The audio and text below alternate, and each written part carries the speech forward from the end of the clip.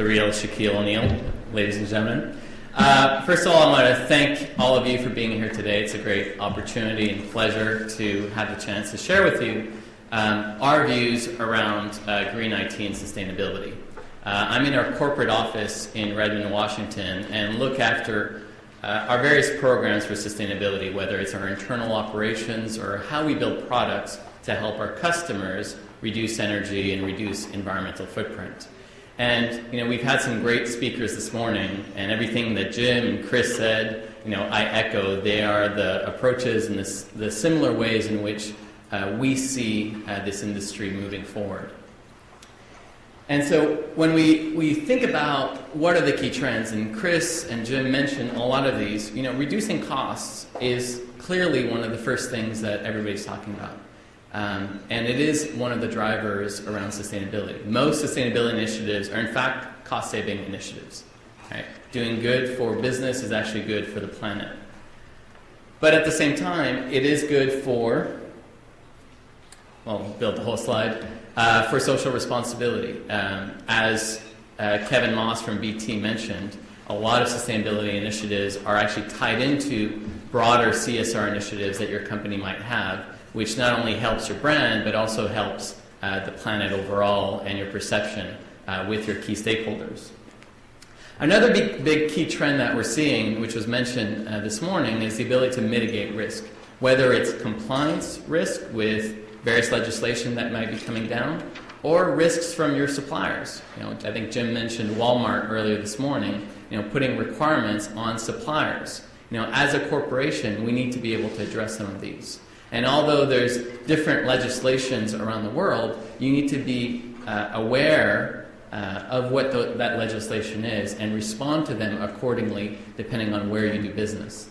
And then finally, I think as everybody mentioned today, this is a new business opportunity to create revenue for your company, to create new services and new ways to service our business and the future. And so when you take all of that and you think, okay, in IT, what is it that we can really do? We talked about green IT and IT for green or green IT 2.0. The way that we look at it is we think of, bringing the concept of Moore's Law to energy efficiency in IT. Does everybody here know what Moore's Law is? Everybody that's on the IT side of the house, yes? Moore's Law is really about doubling computing power or doubling transistor density every 18 to 24 months. That's what brought the great innovations that we've seen in the IT industry. And that's also why every time you buy a piece of equipment, 2 years later it's obsolete. But how do we bring the same concept from an from an energy efficiency standpoint? That means not only being able to double computing power every 18 to 24 months, but also reducing the power required for that computing power every 18 to 24 months. And we've already seen some tremendous advancements at the silicon level with folks like Intel, at the operating system level with Windows 7 as an example, at the chassis level with Dell, HP, and others, really pushing the barriers in terms of what you can do around energy efficiency. And this is really something that spans the desktop to the server to the data center, where we need to drive reductions across that line. But it's also something that spans individuals, groups, and organizations. A lot of the things that need to happen to drive green IT or IT for green is in fact culture change. And you need to think about the people side of the house as well. And that's how we're going to start seeing some of these reductions. So the approach that we take when we engage with customers and that we've seen internally in our own implementation of green IT is really threefold. It's what we call reduce, manage, and rethink. The first thing is, how do we reduce energy? How do we reduce our carbon, water, waste? And that's actually probably the number one conversation that people call me about, saying, how do I reduce my energy? And there's tremendous innovations that are happening in that space and tremendous advancements. Whether it's power management capabilities in the operating system. My only product plug today will be Windows 7 is very energy efficient. We have power management on by default. It's my only product plug. or whether it's virtualization technology that drives server consolidation. And we've seen great examples of how virtualization can actually help companies not only save energy, since you're going from, say, 10 servers down to 2, but that'll also save water. You require less cooling to cool those servers. You also require less space. You require less capital expense for those servers. So there's tremendous cost benefits in reducing our environmental footprint. And I'll share with you in a few moments some of the approaches that we take on our data center side of the house, since the panel right after this is around data centers, to introduce to you some of the concepts that we're driving forward. But as was said earlier on, you can't reduce what you don't manage. And I came from the business intelligence side of the house, or performance management. You can't improve what you don't measure. It's the same concept here. We need to be able to know what our actual consumption is and what are the goals that you have.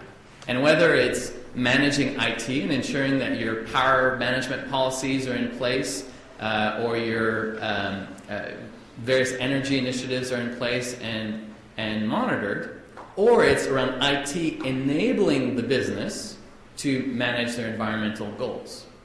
You can't reduce what you don't manage. And Chris mentioned how different organizations don't even know their energy bill. In most presentations that I give, when I ask IT, how many of you actually know your energy bill, we get about 10%, maybe 15% of the hands that go up. So when you think about all the reduction initiatives, I want to push virtualization, I want to drive power management. Well, who's going to get those benefits? How do you know if you actually got benefit if you don't have a baseline of understanding? And we see that sustainability is going to move forward on the management space in the same way that you manage your finances.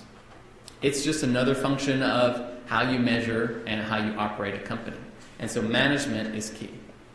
But even if you reduce and you manage, there's tremendous opportunities to rethink how you do business.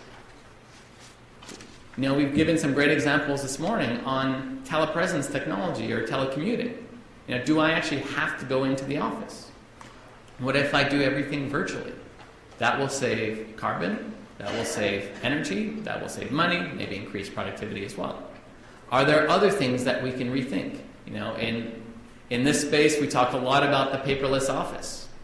Well, we have printers and faxes. We can drive energy management savings on that side. We can manage our printer devices. But do we even need those printers? Do we even need to have those manual forms that we have and we fill out and submit? Can we move all of that digital? And those are the key places where most of our conversations end up happening. Reduce, manage, and rethink. And this creates, in fact, the foundation of how we think about our products. We look at every single Microsoft product and try to ensure that the latest version is more energy efficient than the previous version. We look to make sure that whatever applications are built don't actually break any power management policies that you have in place. We're adding energy management capabilities to both the IT products in System Center or on our business side of the house with our Dynamics product line. And we have a lot of new capabilities coming online to help you rethink business practices. So one of the places that we're doing a lot of work to rethink how things are done is in our data centers. And Microsoft has been building some of the largest data centers around the world. So with that, I want to thank all of you for your time and hope that you enjoyed the day. There's definitely some great speakers here today, and I think we have time for one or two questions. We do? Great. Any questions? Yes, please. My question revolves around modular data center solutions. Why do you believe the industry is not really warming up to that idea? So to repeat the question, for these modular data centers, why is the industry not warming up to the idea? I think it is, but it's a nascent industry. I think you're seeing a lot of container vendors that are starting to come online, and it's still fairly immature right now. And it requires companies like Microsoft, Google, Yahoo, BT, etc., to drive that innovation forward, drive down the costs, increase the innovation, and really stabilize that marketplace. And so for us, we're trying to paint a vision for where we want to go and bring along our vendors, our suppliers, to help us realize that vision, where sustainability is a key goal. And I think that in the future, not every business requires the kind of scale that a Microsoft requires.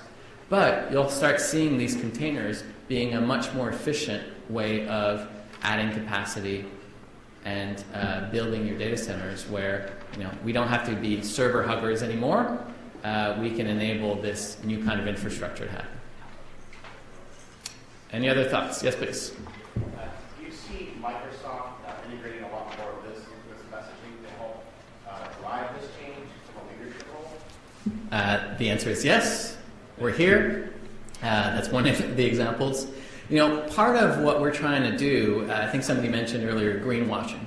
The approach that we're trying to take is a very, straightforward approach where any claim that we make has to be backed up by proof. And so rather than saying it's about green and everybody has to go green, what we're doing is we're integrating that into everything we do. So you won't see a Windows 7 green campaign. I'd be very surprised if you saw that. But what you'll see is us talking about products like Windows 7 where a benefit will be reduced energy. And that will start getting weaved into everything that we do. And this is one of the core conversations that we have with our customers. Whether we talk about cloud computing, corporate performance management, corporate sustainability, those things come together. And then on the flip side, we do have to drive some leadership, engage with policymakers, engage with industry leaders to get the future in the way that we see it and align forces, whether it's with industry peers, industry competitors, or other industries, on how we bring that forward. Other thoughts or comments? And I think I'm exactly at noon. That was my agreement with Terry to end as much on time as I could. All right, no more questions? Crystal clear. Slides will be posted. Video as well. I want to thank you for your time, and you'll have a great time after this.